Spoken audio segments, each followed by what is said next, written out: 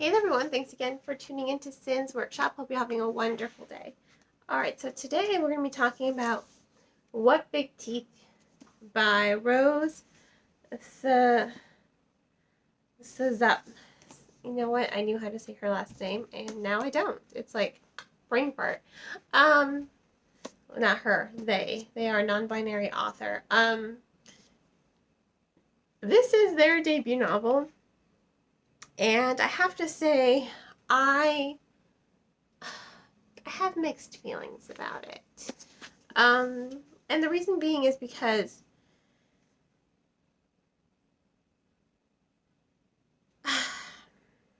it's hard, you know. I've already written the review for this, so I already know how I feel about this book, but to really put it into words with you, my frustration for reading it, I liked it. I did. I just had a lot of issues with it at the same time. So it has a very strong opening. You know, I love that prologue. It is gripping, and I thought it was very compelling, especially because it jumps to Eleanor. She's running back home away from boarding school. Her mother sent her grandmother sent her away, and no one in her family really stood up for her and asked questions like, well, why?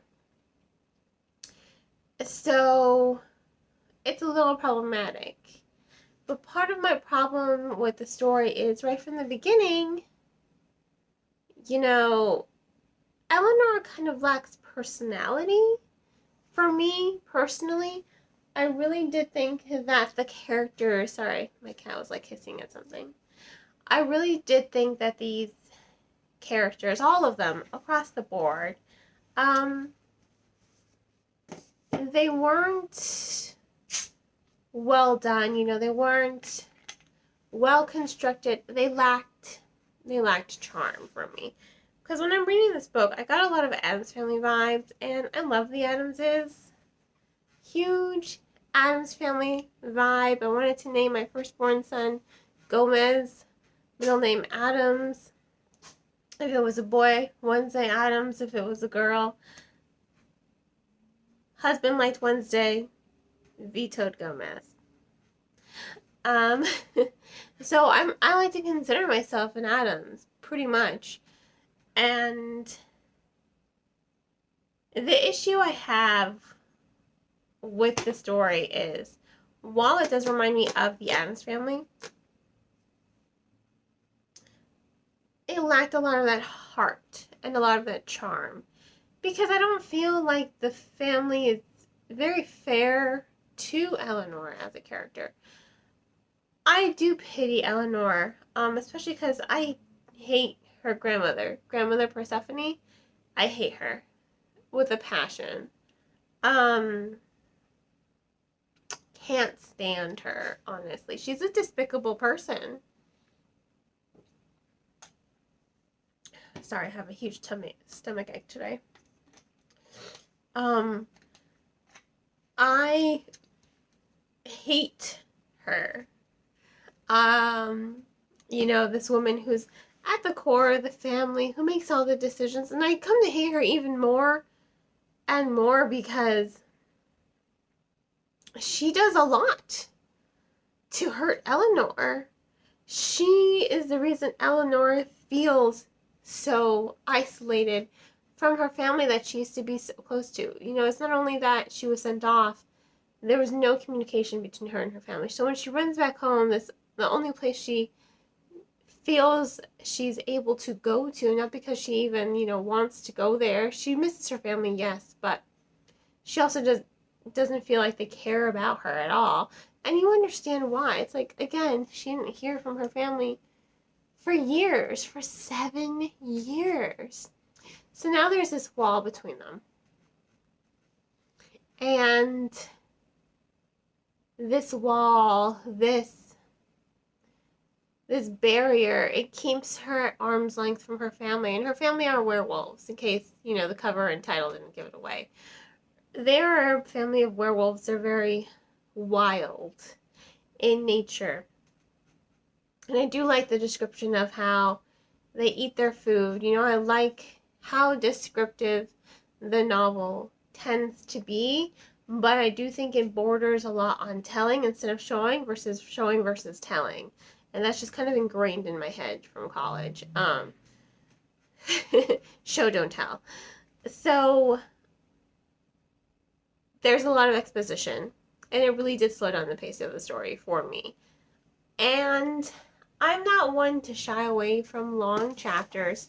I'm really not. This book is only 13 chapters, not including the prologue and the epilogue, which are the shortest parts of the story.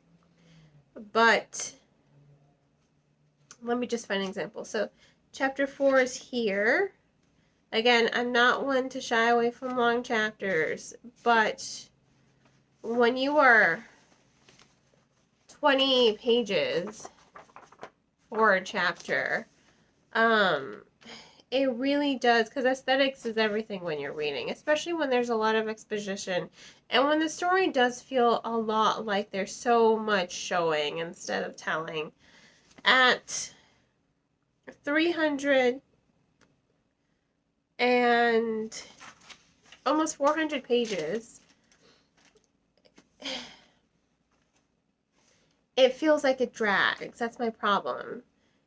The amount of exposition there is for the first half of the book, because I will say this, when the story does introduce Grandmère, her grandmother on her mother's side, I really was drawn in more in the story because I liked Grandmère. She's not a good person, let me just say that, but you like her more because she loves Eleanor. She loves Eleanor, and she shows Eleanor acceptance and love, and she gives her this sense of community that her own family really does lack. I mean, they are despicable people. They bully Eleanor, they dismiss her, and her father outright hates her. And they don't understand her, and she doesn't understand them. That wall is there. She loves her family. But I just wasn't able to lose myself in the story because there's just so much exposition, and the characters just weren't likable to me, and Eleanor fell flat. I feel like she was very monotonous. She's just very one note to me. Not two-dimensional. It's just imagining her, because she does have depth to her. She does have layers to her personality. It's just, when I was reading her voice just stayed the same for me. It didn't rise, it didn't fall, it lacked emotion. It lacked passion, it lacked substance. It's like I was just reading a line, like, oh no, I can't believe this is happening. It's just me being dramatic, but that's how it sounded in my head, like no vitality to it. Maybe if the characters had been somewhat more charming, I would have appreciated it a little bit more. I do find the story interesting, don't get me wrong. I did think the story as a whole was interesting. It had a really strong beginning, and it had a really strong ending. It was just that middle, those 13 chapters, that I was just like on the verge of boredom, but I did finish the book, so that says something. If this was a book I did manage to finish, no problem. It just took me longer than I would have liked to read it because it felt somewhat tedious at times. It just felt like it was stretching the story so thin. Like Bilbo Baggins says, he felt like butter spread over too much bread. That's how this story felt, very thin, very just dragged out, when it could have been done in a more concise manner, in my personal opinion. But that's just how I feel about it. I just, it was okay. Was it spectacular? No. Was it terrible? No. It's just somewhere in the middle that gave me a lot of mixed feelings. So on that note, I will have to give What Big Teeth 3 out of 5 stars. It definitely is an interesting story, definitely is an interesting take on mythology, werewolf mythology. I just didn't care for these characters at all. Not one bit, unfortunately. However, if you want to give the book a shot, please purchase the book from your local bookseller or online book retailer.